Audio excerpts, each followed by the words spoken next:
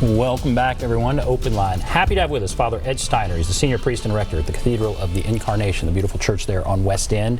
We are talking about a topic I've never talked about, but I'm truly fascinated by: exorcisms. And so, Father Steiner, again, thanks for answering these questions. You have studied this issue. Yes. You have talked to people that you know and trust and believe that this is real. Right.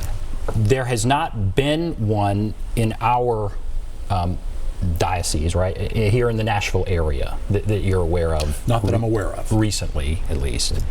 There is some confidentiality, I guess, around these issues. Yes, and how is that done? Up until just a handful of years ago, every diocese is required to have an exorcist. But up until just a few years ago, only the bishop knew who it would be, or who it was at the time, because he didn't want just somebody saying, "Oh, I think I'm possessed," and bothering this poor priest, showing up at the rectory all hours of the night. So that was protected.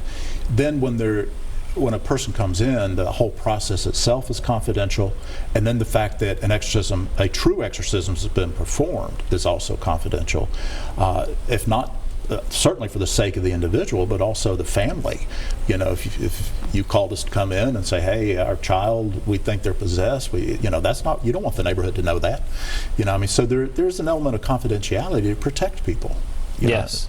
How are we seeing more? I mean, are there more calls for this? Again, it doesn't sound like it is in our diocese here in the Nashville area, but what about when you spoke to the person you spoke to? Yeah, he made it clear that the calls or the requests are going up. I certainly haven't talked with a lot of my brother priests, but we always, when we're together, we're always kind of comparing things, and some of the ones, especially in the rural areas, they're getting more calls than they normally would. So I would say that, for whatever reason, there is kind of a movement with people becoming concerned with the occult and worried about it, and so we are getting more calls. I just don't know how many more and how widespread. And how it bears out. Do those all pass all the tests that are put upon each call to actually rise to the level of what would qualify here? Right. Usually in a phone call you can, in your mind anyway, you're always going to be really careful and concerned with the person and pastoral and all of that, because they're hurting, they're scared. So you want to treat them that pastorally, but we can very quickly rule out in a phone call whether we're dealing with a real expression of the occult, of the supernatural. It doesn't take much conversation from our point of view to realize something is going on with the person, something might be happening in the house, but this isn't. It's just not rising to that level. Because these would be tangible examples of the occult, of supernatural, of something beyond us.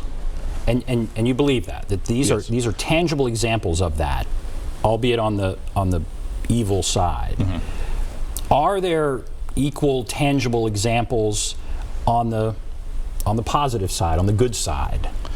Do you see more of the evil, do you feel like, or more of the positive? In my line of work, I see more of the positive.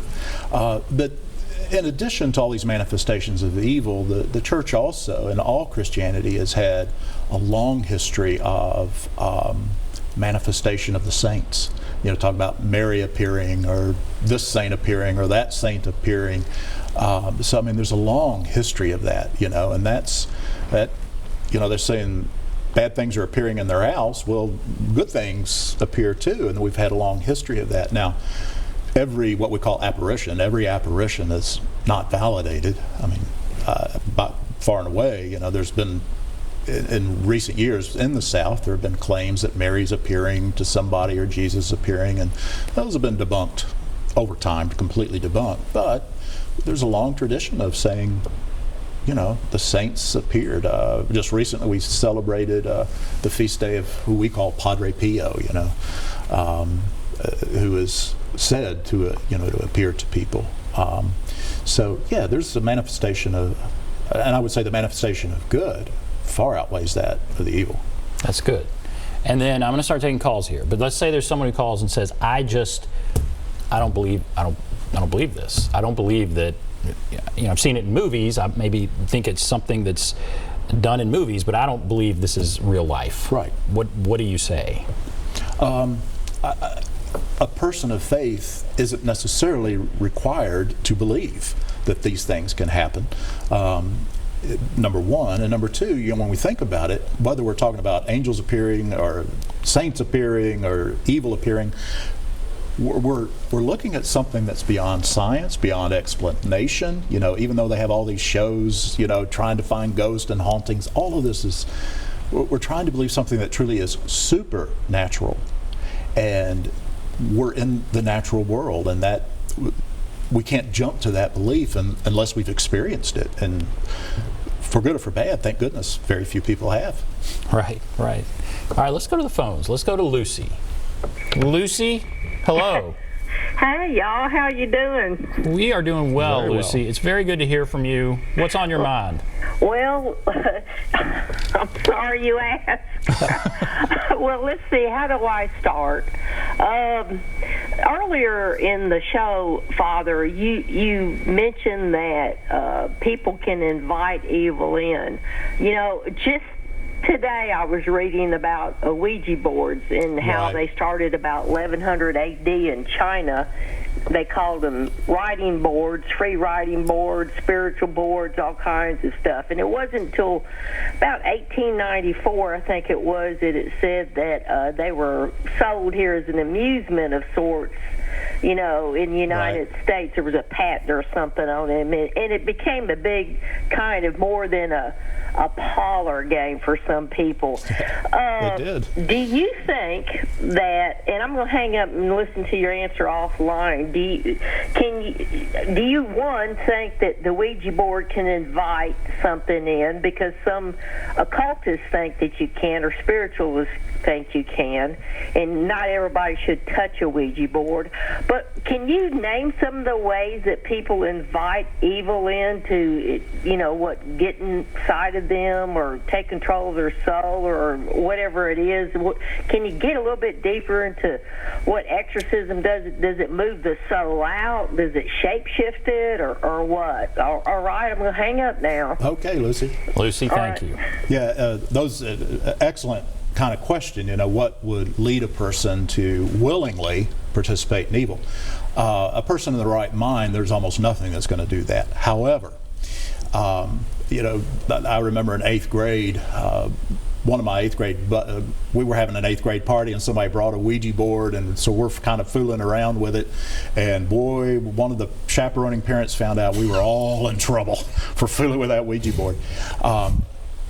But there are things like a Ouija board that can sort of open us up kind of to the possibility. We could, certain movies or even certain books that purport to be true about this or that can, sort of open us up to, I would say the first step is an honest fascination with evil.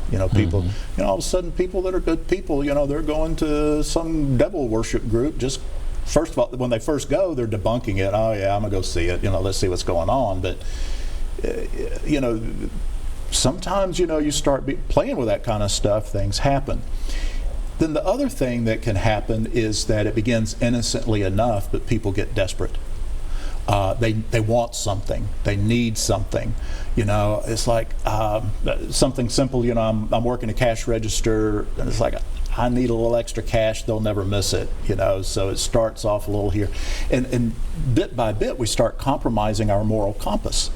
And again, it just, we're tempted to do more. We start getting used to doing this. We don't feel guilty about doing this anymore, and it goes another step, another step, another step, and now a person is truly open.